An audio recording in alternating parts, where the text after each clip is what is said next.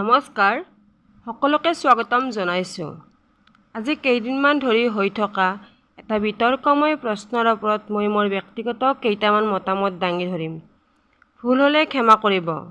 মই যিকেইটা কথা ক'ম এইকেইটা কোনো অফিচিয়েল নটিফিকেশ্যন নহয়, আপোনালোকে ইগনৰো কৰিব পাৰে। বিষয়টো হ'ল অসম টেট 2022। বহুতে কৈ আছে যে অসম টেট আমুক মাহত হ'ব, তামুক মাহত হ'ব, যিটো কথাৰ মোৰ মতে কোনো যুক্তিয়ে নাই। এই কথাটো লৈ তোল-ওপৰ হৈ আছে। কিন্তু কোনো অফিচিয়েল নটিফিকেশ্যন আহিছে নেকি বা কোনোবাই কৈছে নেকি বিষয়ববীয়াই, মুখ্যমন্ত্ৰী, শিক্ষামন্ত্ৰীয়ে? মোৰ ব্যক্তিগত অনুভৱ মতে 2022 চনত অসম টেট হোৱাৰ আশা প্ৰায় নাই বুলিয়ে ক'ব পাৰি।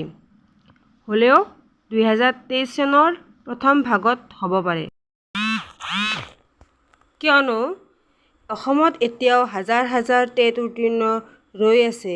NCTৰ গাইডলাইন মতে এভৰি ইয়াৰ টেট কণ্ডাক্ট কৰিব লাগে আৰু যদি নকৰে চি-টেট এলাউ কৰিব লাগে। আপোনালোকেও হয়তো গম পাইছে যে যোৱা এটা এডভাৰটাইজমেণ্টত চি-টেটক এলাউ কৰা হৈ গ'ল। গতিকে যদিহে নতুনকৈ টেট নাপাতে চি-টেটক এলাউ কৰাৰ চান্সো নোহোৱা নহয়।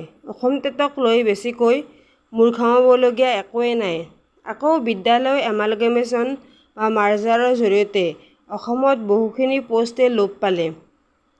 মই অসম টেটৰ বিৰোধিতা কৰা নাই, হ'লেতো ভালেই, কিন্তু বহুতে হয়তো অসম টেট হ'ব বুলি বেলেগ পঢ়া-শুনাৰ প্ৰতি বাদ দি দিছে।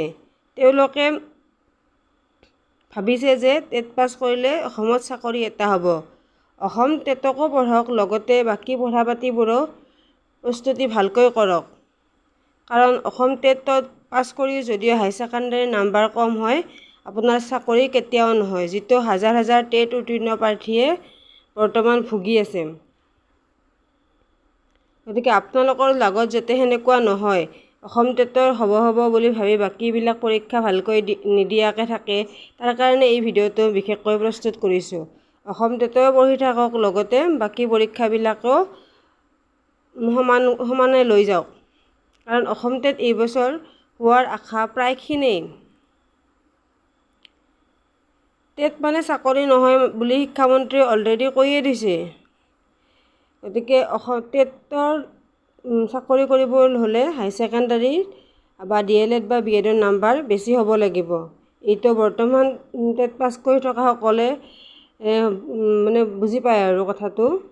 গতিকে কথাখিনি আপোনালোকে ইগনৰো কৰিব পাৰে। যদি ভাল পাইছে শুনিব, যদি বেয়া পাইছে ইগনৰ কৰিব। মোৰ এইখিনি ব্যক্তিগত অনুভৱে। বেয়া পালে আপোনালোকে ইগনৰ কৰিব পাৰে। বাকী ধন্যবাদ, ভিডিঅ'টো চোৱাৰ বাবে ধন্যবাদ।